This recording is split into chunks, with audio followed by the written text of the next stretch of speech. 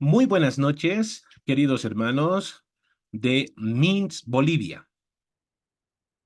Continuando con el estudio de la historia de la Iglesia o el estudio de la historia del cristianismo, aún nos encontramos en esta sección que la denominamos el periodo de la Iglesia Reformada o también el periodo de la Iglesia de la Reforma.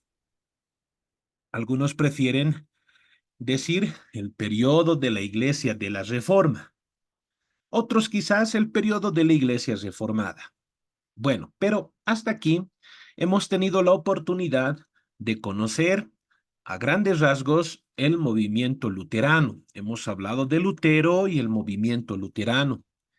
Hemos tenido la oportunidad también de conocer algo de Zwinglio y la Iglesia Reformada. Hemos visto también a Calvino y el calvinismo.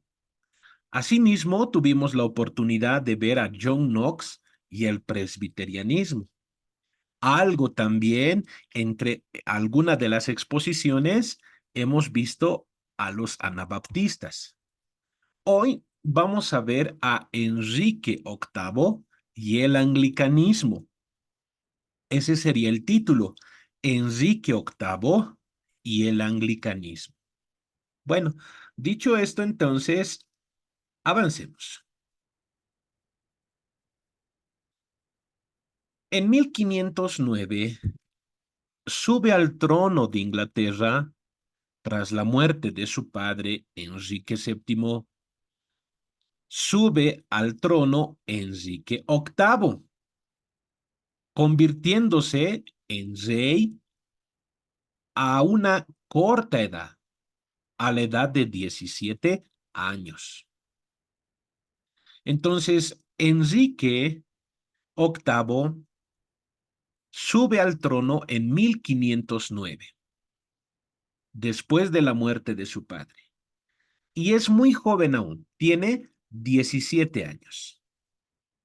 Enrique VIII se casará con Catalina de Aragón. Aquí tenemos a Catalina de Aragón con el mouse, con el cursor estoy señalando.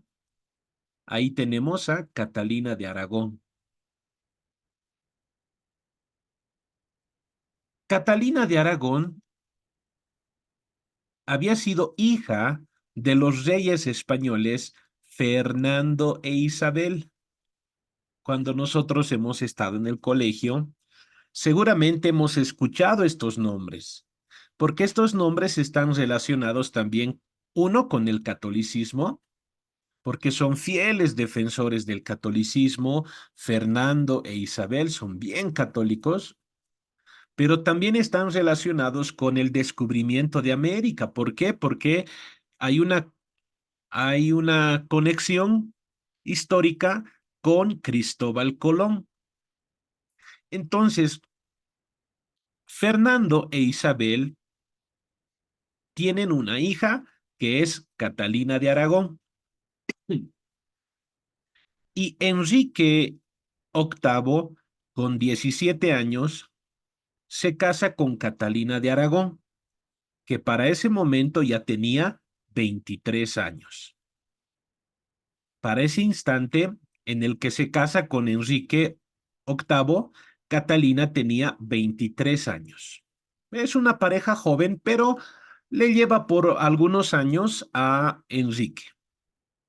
Además que Catalina de Aragón ya era viuda, a esa corta edad ya era viuda, cosa que no era tampoco algo extraño en el contexto de vida de ese tiempo. Estamos hablando del siglo XVI.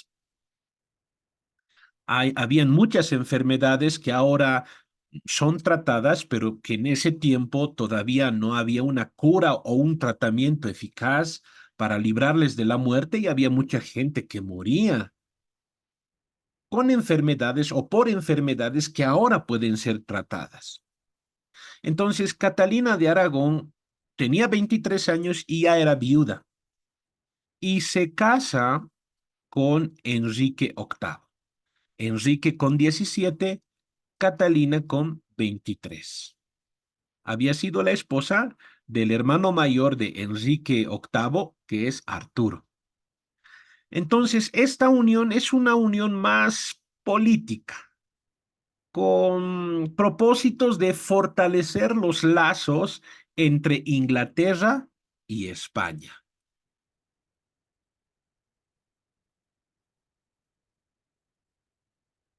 Esta Catalina de Aragón quedó embarazada de Enrique VIII, pero perdió a su primera hija, porque ésta nació muerta. Por alguna razón, algún motivo, había fallecido la criatura en el vientre de Catalina de Aragón. Después le nació su primer hijo varón, porque la primera criatura que falleció era mujercita. Ahora nace un hijo varoncito, pero también va a fallecer a los 53 días después de haber nacido. Entonces estamos hablando casi a los 2 meses, muy pequeñito, fallece. Otra vez queda embarazada y nuevamente el hijo que está esperando es varoncito, pero va a fallecer.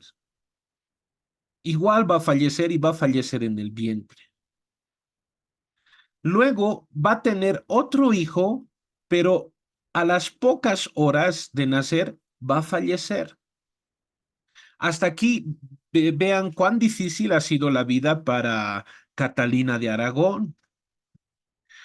Bueno, después van a ser su quinta, su quinto hijo, pero que en este caso sería mujer. Van a ser una mujer.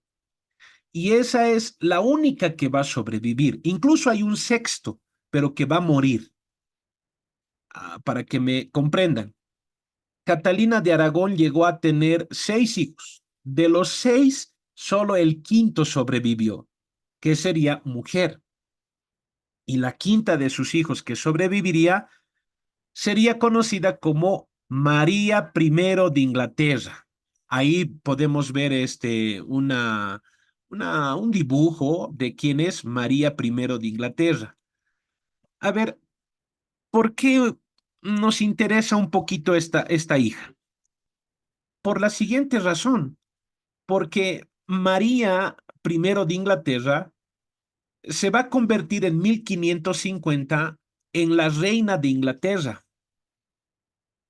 Y en 1553, María va a intentar revertir la reforma protestante iniciada por su padre y va a tratar de restablecer el catolicismo como la religión oficial de Inglaterra.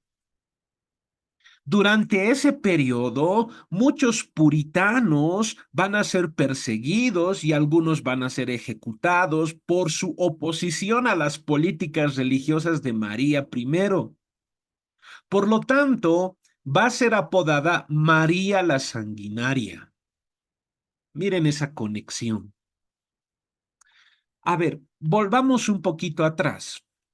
Entonces, este hombre, Enrique VIII, al casarse con Catalina de Aragón, él va a buscar tener un hijo varón que sea su heredero a la corona, pero no va a ser posible.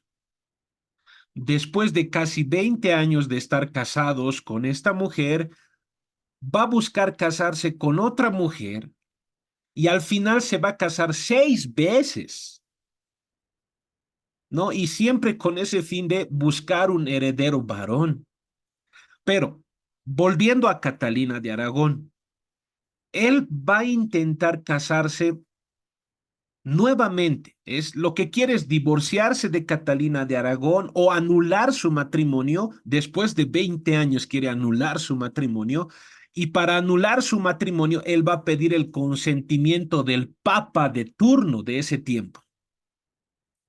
El papa de turno de ese tiempo no le va a dar ese consentimiento para que él pueda anular su matrimonio y volver a casarse. Él va a arguir varias cosas. Una de las cosas que va a argumentar es la siguiente.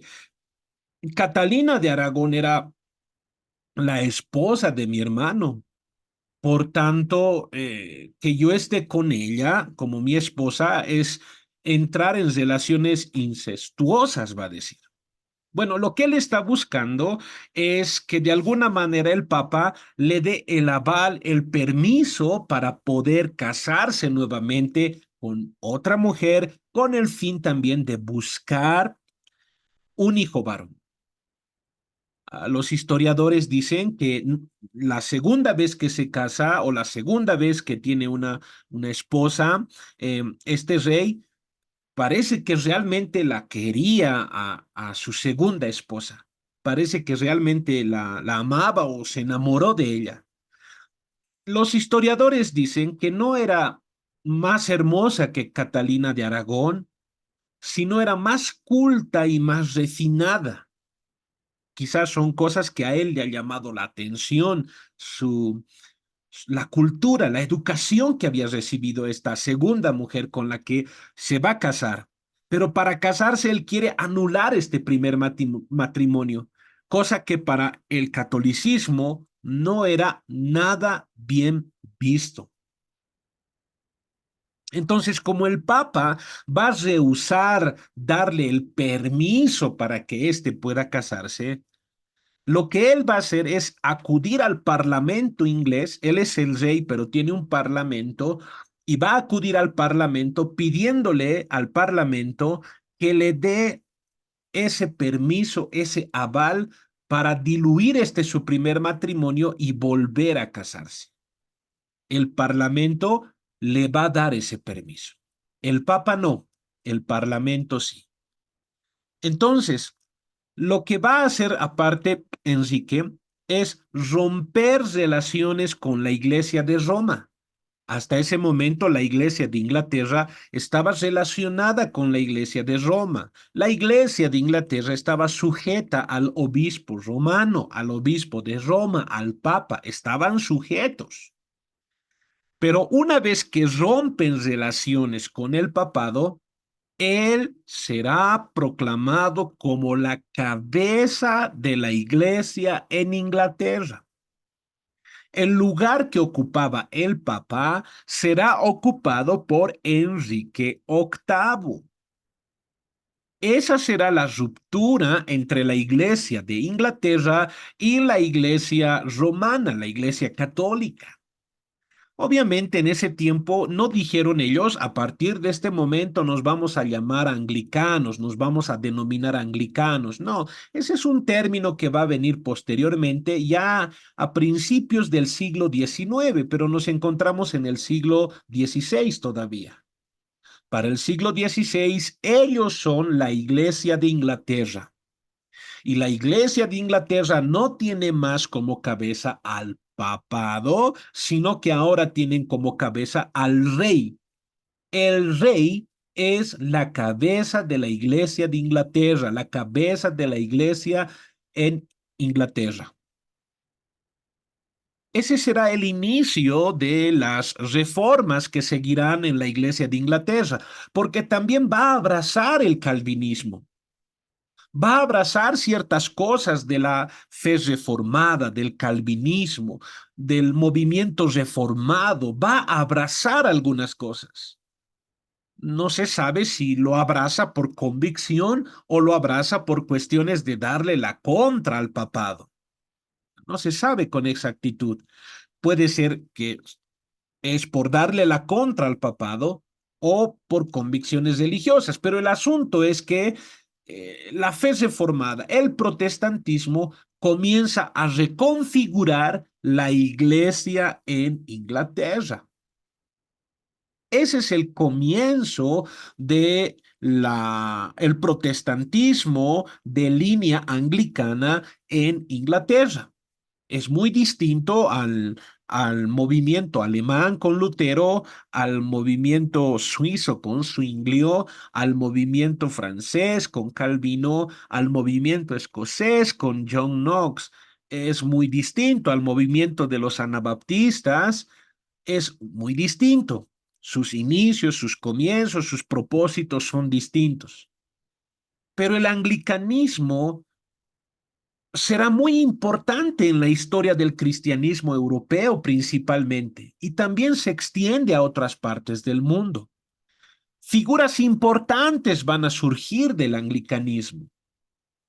Por esta razón, la hija que tuvo con Catalina de Aragón, María, conocida como María la Sanguinaria, ella cuando llegue al trono en 1550 y en 1553 va a tratar de revertir la reforma que había sido iniciada por su padre. Ella, María, va a querer volver nuevamente al catolicismo.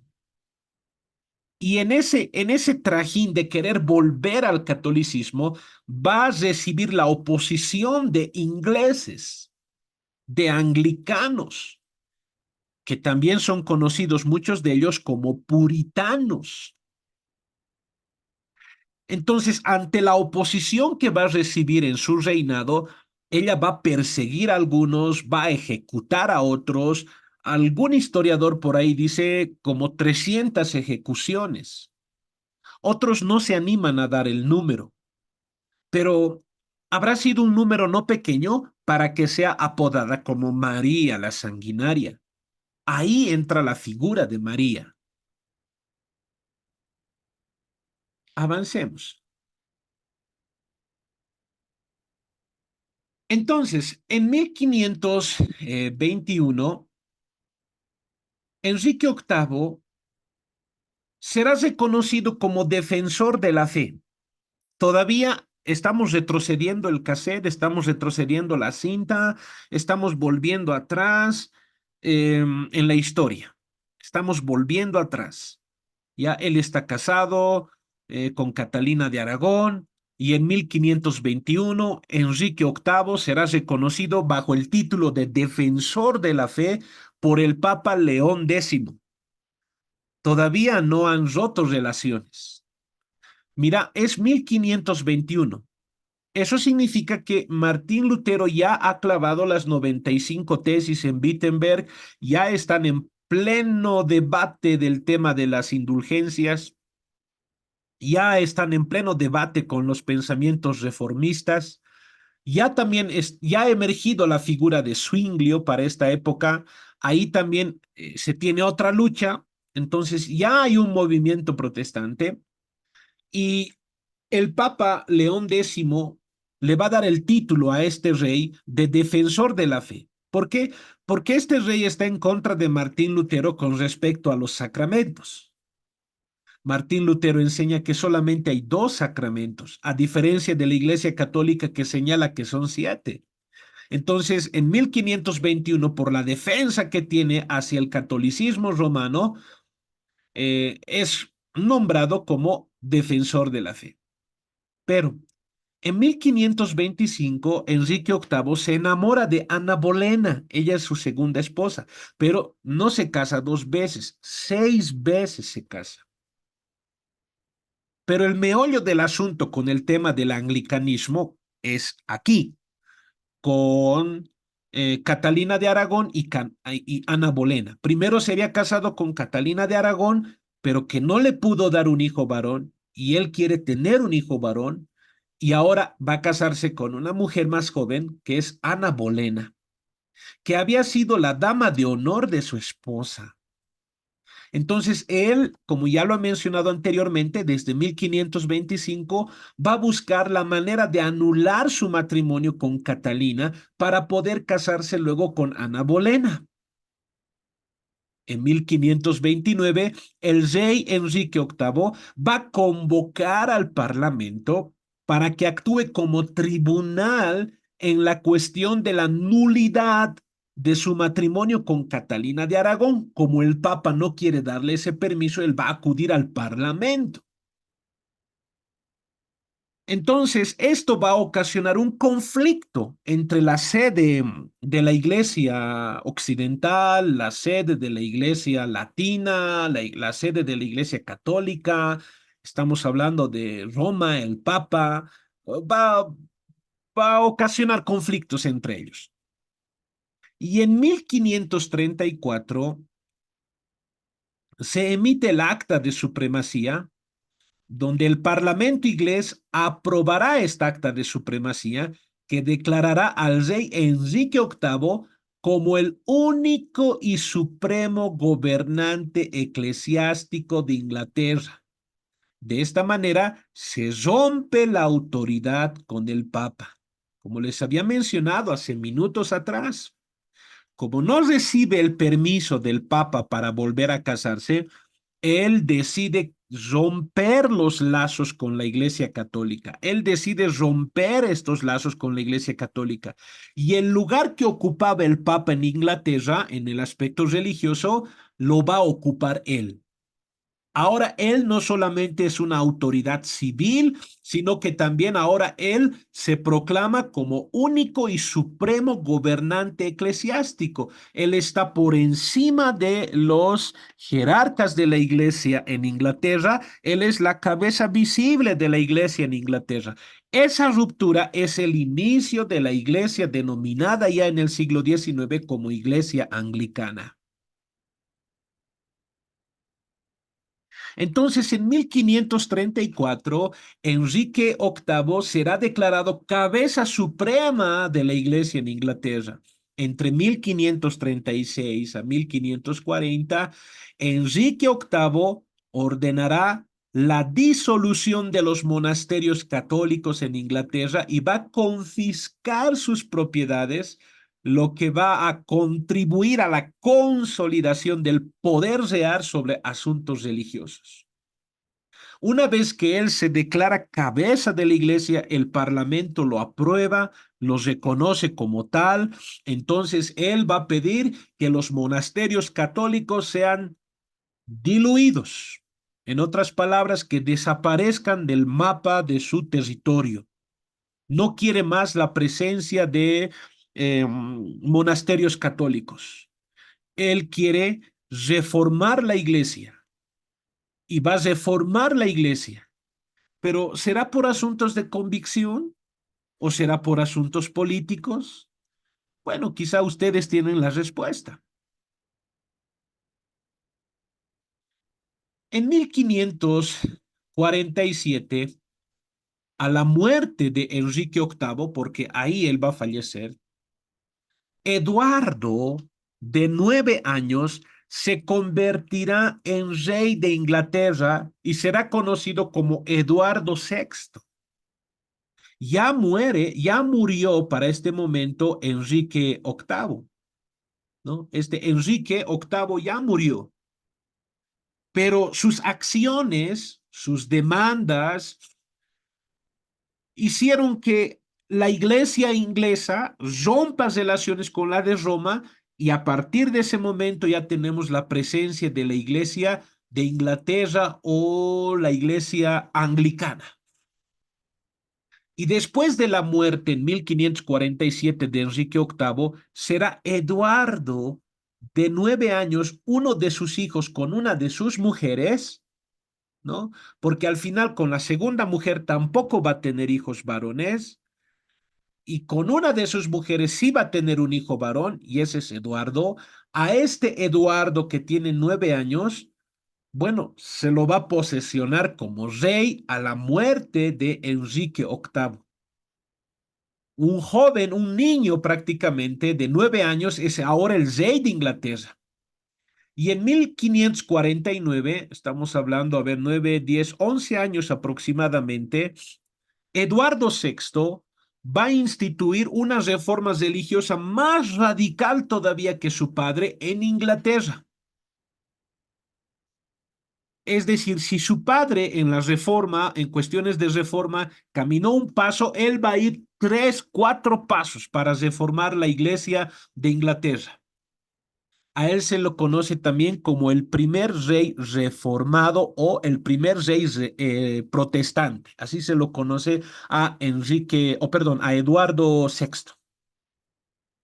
Entonces, en 1549, con 11 años, él quiere ir un poco más allá en reformar la iglesia anglicana. Él entiende que todavía la iglesia anglicana en ciertos aspectos, ciertas liturgias, ciertas creencias, todavía está anexado a la iglesia romana, a la iglesia católica, se parece todavía a la iglesia católica. Entonces él quiere ir un poquito más allá, pero con tan solamente 11 años, los historiadores creen que no fueron las decisiones de él. Tal vez él está pensando todavía en jugar. Él está pensando como alguien de su edad. Entonces hay personas que lo están asesorando. Hay teólogos que lo están asesorando y lo están asesorando a ir un poquito más adelante en la reforma de la Iglesia de Inglaterra. Creo que es lógico eso. Entonces, bajo el mando de Eduardo VI, se va a introducir a la Iglesia de Inglaterra el libro de oración común. Ese es el título, el libro de oración común, que fue redactado principalmente por Thomas Cranmer, un teólogo inglés muy influyente de esa época. Entonces, podría ser que uno de los que le influye a Eduardo VI a reformar mucho más la iglesia inglesa de lo que su padre había reformado, podría ser bajo la influencia de Thomas Cranmer y otros tantos más. Este libro de oración pretendía uniformar las prácticas religiosas de la iglesia inglesa, de la iglesia anglicana, de la iglesia de Inglaterra. En 1552, años más adelante, se va a publicar una revisión del libro de oración común, es decir, ya se publicó en 1549, ahora se le va a hacer una revisión, una mejora desde el punto de vista de ellos. Y se va a publicar en 1552 esa revisión del libro de oración común bajo el mismo reinado de Eduardo VI. En esta revisión va a haber cambios significativos en la liturgia de la iglesia anglicana, es decir, va a haber una teología más protestante.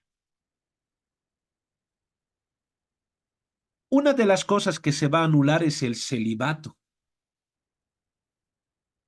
Otra de las cosas que se va a cambiar es el idioma en los servicios. Hasta ese momento, el idioma que se usaba en los cultos era el latín, pero se va a cambiar el latín por el inglés. Se va a rechazar la doctrina de la transubstanciación, muy importante para el catolicismo romano. Se va a reducir los sacramentos.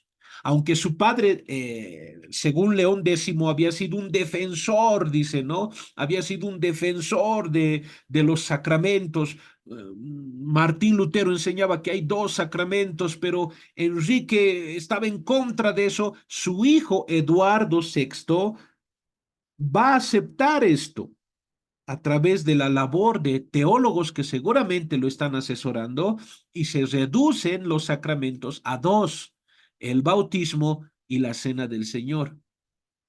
También se va a abolir el culto a las imágenes, es decir, que durante el periodo del reinado de Enrique VIII, todavía la iglesia anglicana veneraba las imágenes, pero ahora su hijo Eduardo VI va a ir un poco más allá, o los teólogos que están detrás de él van a ir un poco más allá y van a abolir el culto a las imágenes. Pero va a fallecer. Sí, este joven rey va a fallecer. Y quien va a tomar su lugar es María I de Inglaterra, conocida como María la Sanguinaria, que hemos hablado de ella. Una vez que ella sube al trono, va a implementar varios cambios significativos durante su breve reinado. Su reinado va desde 1553 a 1558, muy breve. Pero en ese breve tiempo, ella trata de frenar las reformas que había hecho su papá y su medio hermano. ahora ella trata de cambiar estas reformas que habían hecho y lo que pretende ella es volver al catolicismo, que la iglesia inglesa, que la iglesia anglicana vuelva nuevamente al catolicismo romano.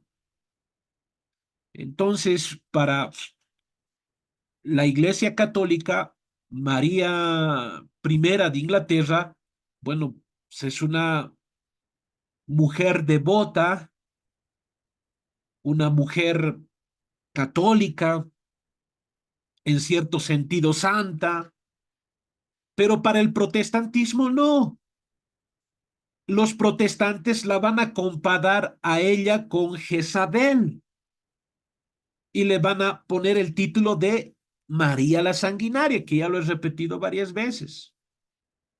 Uno de los cambios más significativos que va a hacer, vuelvo a repetir, fue querer cambiar la, la reforma que había ingresado a Inglaterra y lo que su padre había avanzado y lo que su hermano Eduardo, su medio hermano Eduardo VI había avanzado, quiere revertirlo y quiere que el país se convierta y vuelva al catolicismo romano. Por eso es que durante su reinado, María va a perseguir a líderes religiosos protestantes ingleses y en el intento de restaurar el catolicismo romano en Inglaterra, va a ejecutar a muchas personas disidentes, clérigos, líderes religiosos, laicos, y entre ellos va a mandar a ejecutar en la hoguera que muera quemado Thomas Cranmer. Recordemos a Thomas Cranmer, volviendo un poquito atrás, aparentemente Thomas Cranmer había sido uno de los consejeros de alguna forma de Eduardo VI. Thomas Cranmer había sido el que ha escrito el libro de la oración común en 1549 y la revisión también fue hecha por él mismo en 1552, pero una vez que este rey muere y sube al trono María I de Inglaterra, va a ser ejecutado Thomas Cranmer. Por eso se le llama María la Sanguinaria. Lo que va a hacer María con la Iglesia de Inglaterra es introducir ceremonias y prácticas católicas en la liturgia de la Iglesia en Inglaterra. Aunque fue breve su reinado, pero aún así, en esos años de su reinado, lo que la Iglesia anglicana va a sufrir es el cambio, una reversión, una vuelta al catolicismo en varios aspectos. Pero se termina su reinado de María Tudor, María I de Inglaterra, y luego sube Isabel I. En 1558, Isabel I va a ascender al trono de Inglaterra tras la muerte de su hermanastra María I Tudor, ¿no? María Tudor. Y en 1559, Isabel primera, va a promulgar el acta de supremacía y el acta de uniformidad, estableciendo a la Iglesia de Inglaterra como una iglesia protestante reformada. Es decir, todo lo que su hermana había destruido para el protestante, ¿no? Para el protestante, bueno, María I entró a destruir lo que habían estado trabajando su padre y su medio hermano, ¿no? Para el católico será, bueno, estabas restaurando, ¿no? Pero bueno, volviendo al tema. Entonces, Isabel I, a partir de 1558, va a ser la reina Isabel. Y ella nuevamente va a llevar a Inglaterra, va a llevar a Inglaterra por el camino del protestantismo. En 1559 Se va a publicar nuevamente el libro de oración común, pero revisado, y en esta se va a reafirmar el protestantismo en la liturgia de la iglesia. Es decir, nuevamente vuelve a la iglesia inglesa, nuevamente vuelve el libro de oración común, pero es un libro de oración común revisado. Y ese libro de oración común nuevamente lleva a la iglesia inglesa por el camino del protestantismo. Pero también esta mujer, Isabel I, va a incorporar algunos elementos católicos para apaciguar a la gente que es católica en su reino. Es decir, que ella no trata de ser quizá como su hermano Eduardo VI, ella trata de ser más moderada.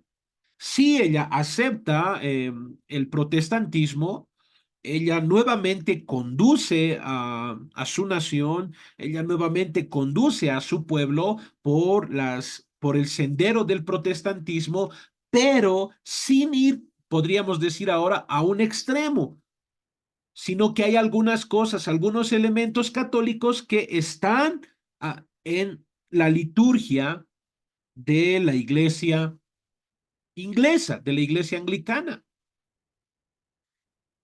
Algo interesante es que en 1583 Isabel I va a fundar la Universidad de Oxford. Ya va a fundar la Universidad de Oxford. Es muy conocida hasta ahora, ¿no?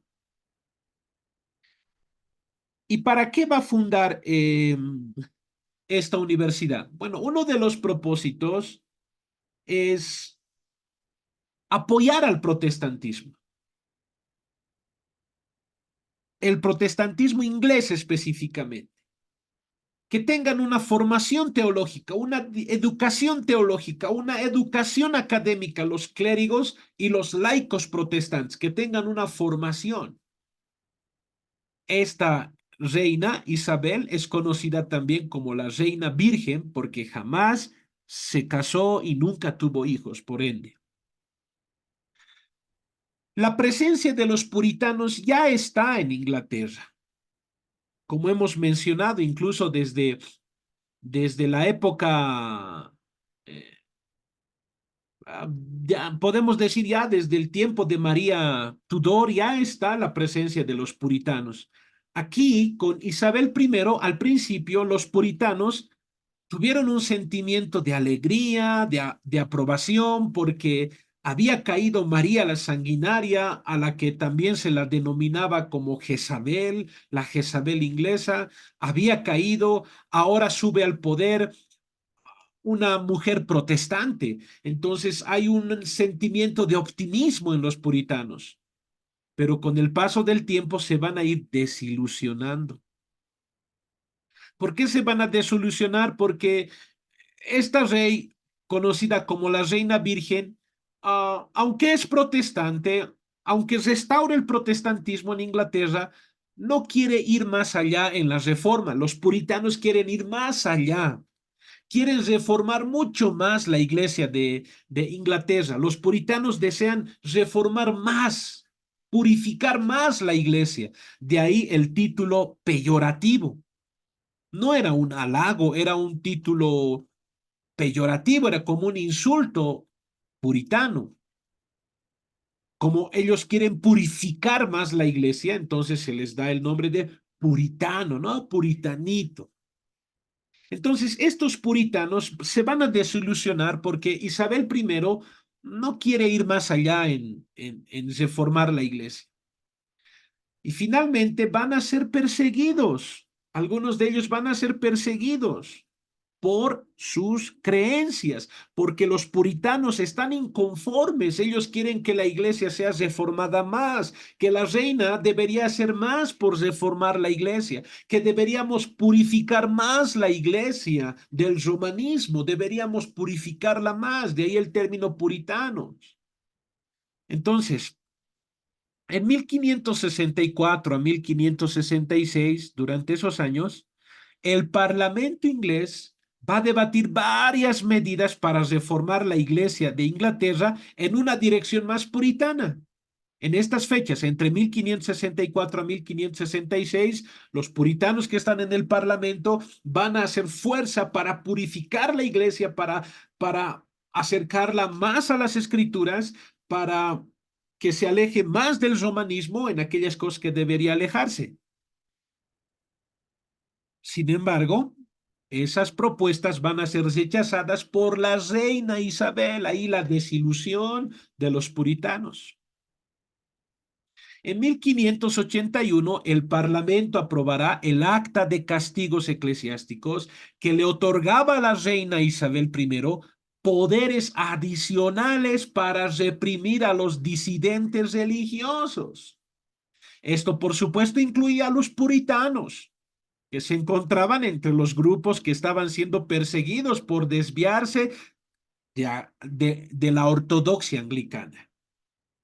Entonces el Parlamento le da el poder de reprimir, de castigar a los disidentes religiosos. No se va a aceptar la disidencia religiosa en su reino.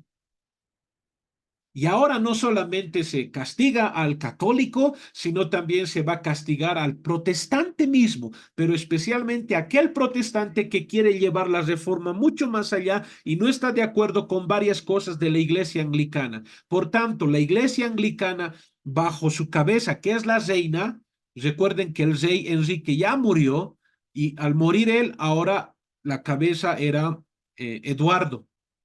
Después de que murió Eduardo, subió María, después trató María de restablecer el catolicismo, pero después de su muerte sube Isabel I.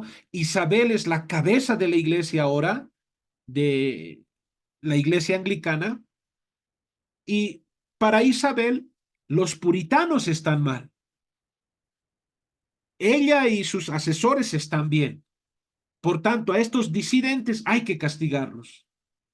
Y en 1593 también el Parlamento aprobó la ley para ejecución de la jurisdicción eclesiástica, que autorizaba la pena de muerte para cualquier persona que fuera ordenada por sacerdotes extranjeros o que rechazara asistir a los servicios de la Iglesia de Inglaterra durante más de un mes. Imagínense, pena de muerte para aquellos que han sido ordenados como sacerdotes en el extranjero o por extranjero. Pena de muerte para aquellos que no están yendo a la iglesia, porque habían algunos que estaban siendo disidentes con la iglesia anglicana porque la consideraban que no estaba como Dios quiere que esté, que estaban teniendo elementos que Dios no había pedido, estaban haciendo cosas que van en contra de la palabra, entonces dejaban de ir a la iglesia, pero se congregaban ellos en grupos. Entonces, esta ley dice pena de muerte a aquel que no vaya a la iglesia por más de un mes. Por supuesto, esta ley tuvo implicaciones para los puritanos que se negaban a conformarse con la iglesia anglicana, la iglesia establecida en esa región del mundo. Pero también fallece y termina su reinado de Isabel I. Después de Isabel I va a venir Jacobo I. Ahora Jacobo I es, perdón, ahora Jacobo I es la cabeza de la iglesia anglicana. Ahora Jacobo I es la cabeza de la iglesia anglicana. Jacobo I o James I sucede a Isabel I en el trono de Inglaterra después de la muerte, obviamente, de Isabel, y como resultado se va a convertir en el primer monarca en unir las coronas de Inglaterra y Escocia. Este rey es importante porque James I o Jacobo I va a ser el primer rey, por el linaje que él tiene, en unir la corona de Inglaterra y la corona de Escocia. Recordemos que cuando hemos hablado del presbiterianismo, se ha abordado también acerca de Escocia y la reforma ahí. En 1611 se va a publicar la Biblia del rey Jacobo o la Biblia de King James, King Rey, James Jacobo, ¿no ve? Seguramente han escuchado hablar de esta, perdón, versión de la Biblia de King James se habla, ¿no ve? En el mundo anglosajón sobre todo, así como para nosotros los hispanoparlantes, tiene un lugar bien importante la Biblia Reina Valera. Para el mundo anglosajón tiene un lugar muy importante la Biblia del rey Jacobo, es decir, la Biblia de King James. Esa fue una traducción autorizada de la Biblia al inglés por este rey en 1611, que va a tener un gran impacto, por supuesto, en el mundo inglés. Entre 1618 y 19 se va a llevar en Dort o en Dordrecht, se va a llevar el sínodo de Dort. Tal vez los que están aquí en clase han escuchado hablar del sínodo de Dort. Es un asunto por el cual se ha realizado este sínodo por el tema de los remonstrantes. Van a, van a estar en contra de lo que hasta ese momento la iglesia en gran parte de Europa está enseñando. Entonces, los remonstrantes van a presentar sus puntos de divergencia a la iglesia. Y en el sínodo de Dort se va a responder esos puntos de divergencia con otros puntos que, que respondan con las escrituras.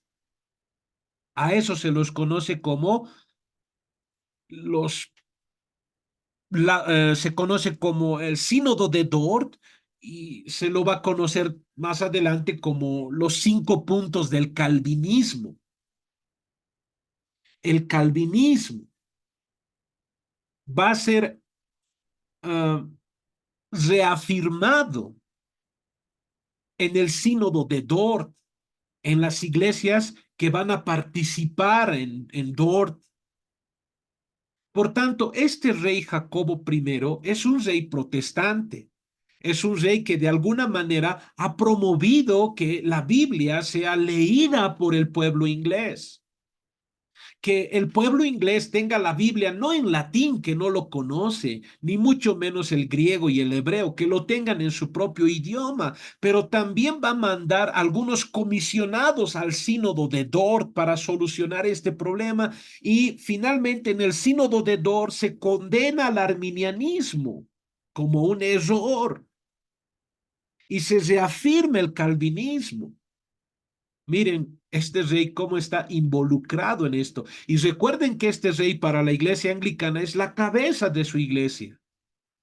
No solamente es una autoridad civil, es una autoridad eclesiástica. Por eso estamos hablando de estos reyes.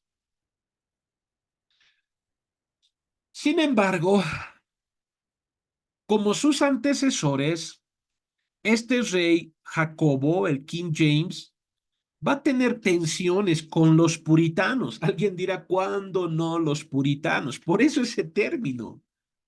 Ellos querían purificar la iglesia, consideraban que la iglesia estaba bien en algunas cosas, pero otras deberían ser purificadas, deberían acercarse más a las escrituras, deberían conformarse más a la Biblia, ¿no? Y va a tener también algunos problemas con los puritanos, que anhelaban una profunda reforma en la iglesia inglesa.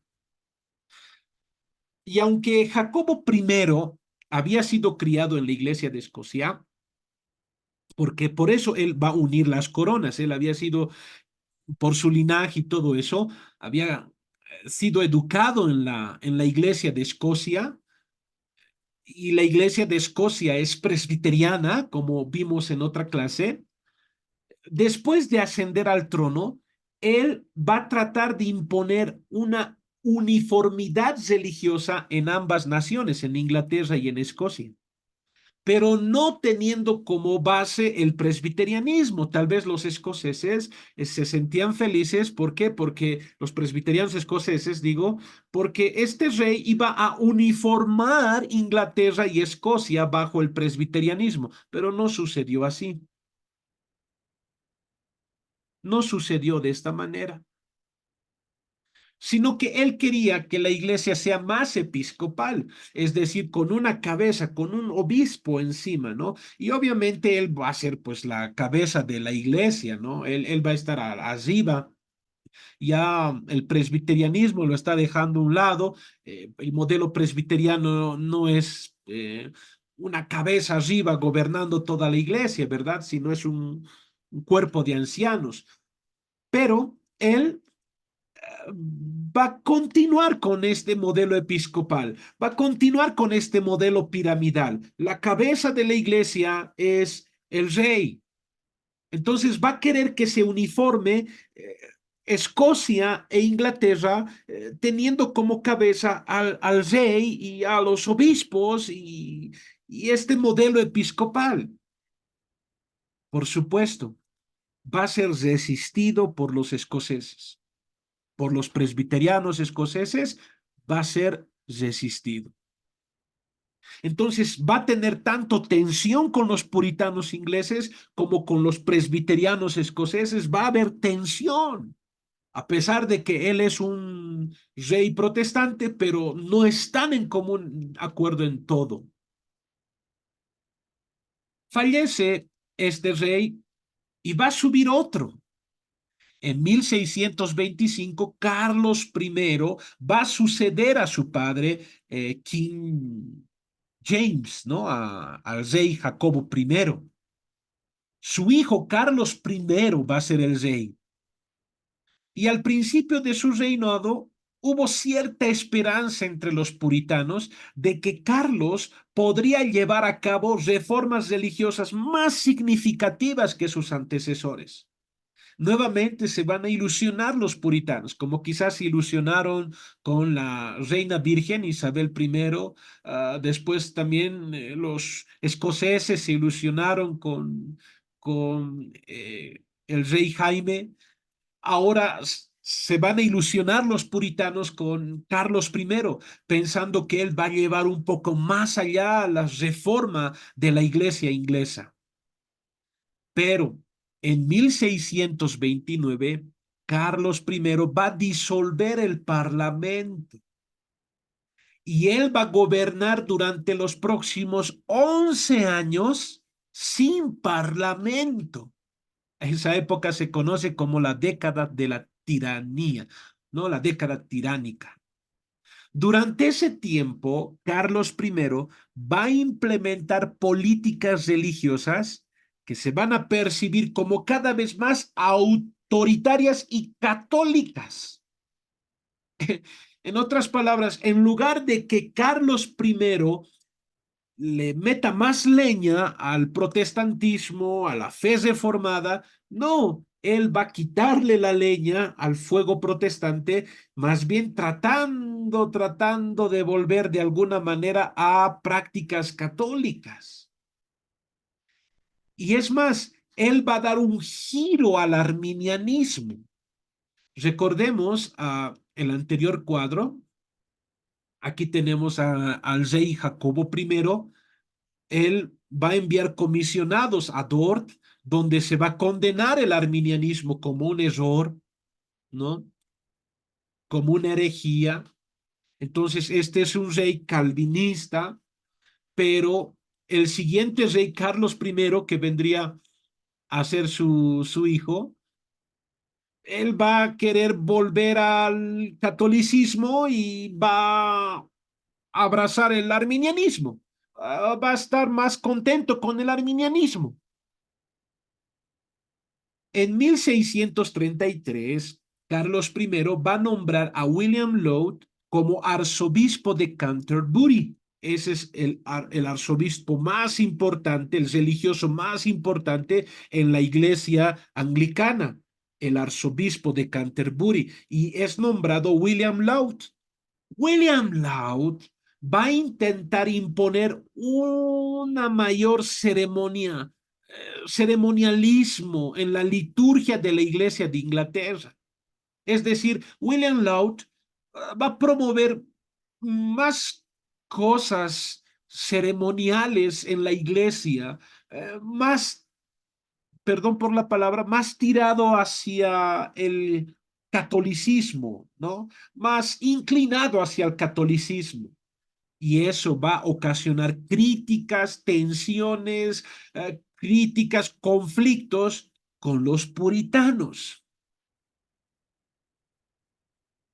En 1637, bajo el reinado de Carlos I, se va a producir la revuelta de la liturgia en Escocia en respuesta a la introducción del libro de oración común. Esto marcaría el comienzo de las tensiones religiosas que llevarían a la guerra de los pactantes. Recordemos a los presbiterianos, hemos hablado en la pasada clase acerca de los presbiterianos y recordemos que en algún momento alguien va, ¿no? Una autoridad eclesiástica va y va a leer en Escocia eh, el libro de oración común donde se pide a la iglesia escocesa reformarse, volverse a estas actividades litúrgicas que están más emparentadas con el catolicismo, pero una mujer va a levantar su taburete y voy a parafrasear sus palabras y va a decir, ¿has dicho misa a mis oídos, villano? ¿No ve? Y le va a tirar con su taburete y los demás también, va a haber una revuelta. Eh, la Iglesia de Escocia no está de acuerdo con volverse al ritualismo, apartarse de la sencillez de los cultos presbiterianos, cultos pactantes, incluso podríamos decir del pensamiento puritano acerca del culto. Y lo que va a suceder entonces es que en 1637 se produce una revuelta en Escocia. Carlos I no solamente es rey de Inglaterra, también es de Escocia. En 1638, recordemos también la pasada clase, los presbiterianos escoceses van a firmar un pacto nacional, rechazando al papado definitivamente como cabeza de la iglesia, pero rechazando también las políticas del rey, siempre y cuando éstas estén en contra de Dios, en contra de su fe, en contra de la Biblia. Van a decir, nosotros nos sometemos a la autoridad del rey, pero si el rey está en contra de Dios, en contra de su palabra, nosotros preferimos obedecer a Dios antes que a estos hombres, por más autoridad que tengan, y van a firmar un pacto nacional, de ahí también el título de covenanters o pactantes. En 1639, entonces, la oposición de los pactantes a las políticas religiosas de Carlos I va a conducir a la guerra de los pactantes que estalló en 1639.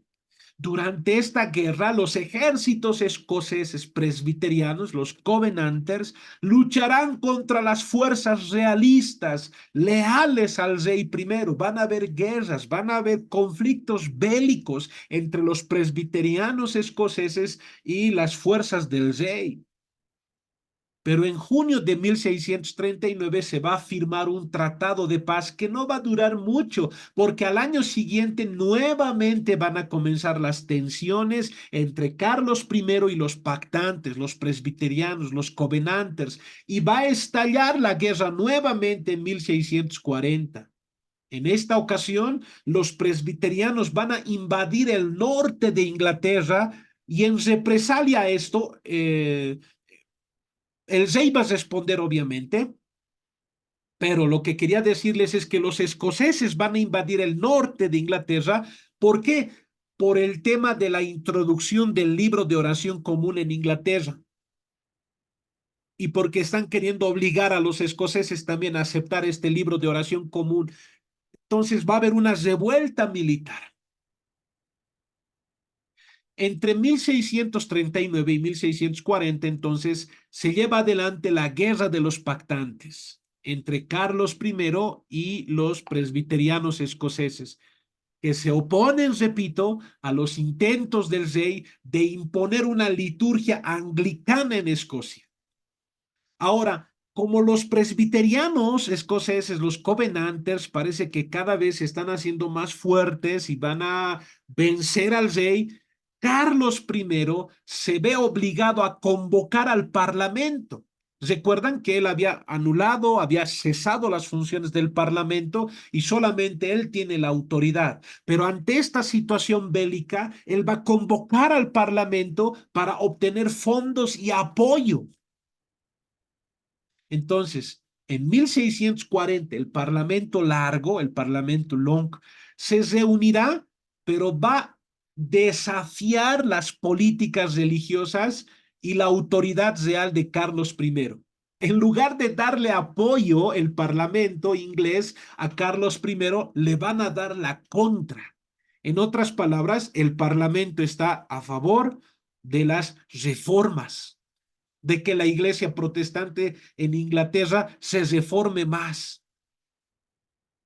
Y esta situación va a hacer que haya una guerra civil en Inglaterra.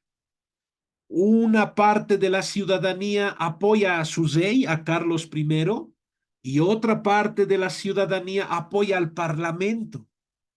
Es decir, una parte apoya a esas reformas a la iglesia anglicana, pero volviendo más hacia el arminianismo, tirando más hacia el catolicismo, eh, con mucho ritualismo, y por el otro lado quieren una iglesia más pura, más quizás cercana a las escrituras, y también por cuestiones políticas, pues no se puede apartar eso. Por cuestiones políticas, el Parlamento tiene su apoyo y el rey tiene su apoyo.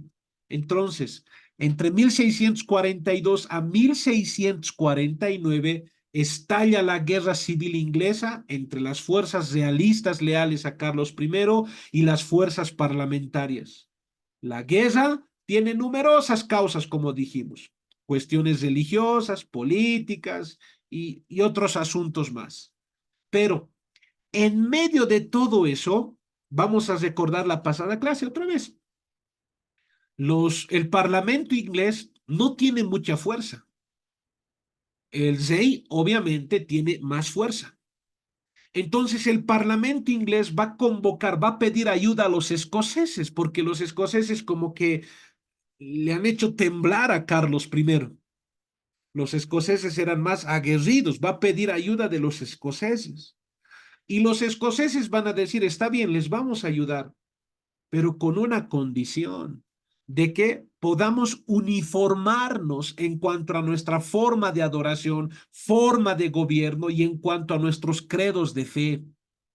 Y justamente para ese tiempo se había convocado la Asamblea de Westminster para trabajar en los 39 artículos de la religión cristiana. Los 39 artículos son como una confesión de fe de la Iglesia Anglicana. Entonces se había convocado en la Abadía de Westminster que puedan trabajar los teólogos en los 39 artículos de la religión cristiana, pero del anglicanismo, estamos hablando del anglicanismo. Pero por esta situación, los ingleses aceptan. Entonces, una vez que aceptan, tienen en su ayuda los escoceses, pero también ahora ya no se va a trabajar solamente en los 39 artículos, sino que ahora se va a trabajar en la confesión de fe, que quizá tiene como base los 39 artículos, pero es de alguna manera también es una nueva confesión de fe en catecismo mayor, catecismo menor, la forma de gobierno, la forma de adoración, cómo se deben llevar los cultos privados. Todos estos documentos se los va a trabajar en medio de una guerra civil. Uno de los libros que un pastor colombiano me obsequió, mientras lo leía, habla de la confesión de fe de Westminster y en su introducción dice eso. Mientras el fragor de la guerra se escuchaba afuera, mientras se escuchaban la bulla causada por la guerra o los lamentos producto de la guerra, o los gritos y los improperios producto de la guerra.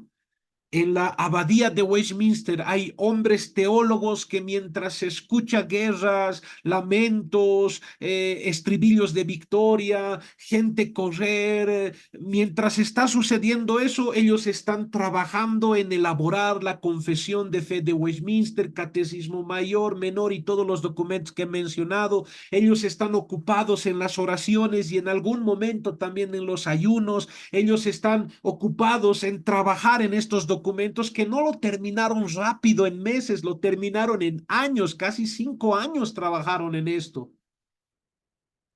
Y finalmente, las fuerzas del Parlamento van a triunfar. Así es que en 1649 Carlos I será ejecutado por orden del Parlamento y será condenado por traición.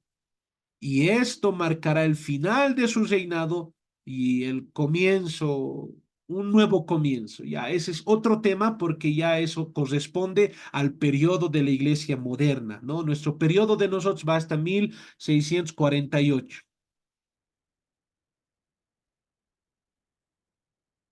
Amén.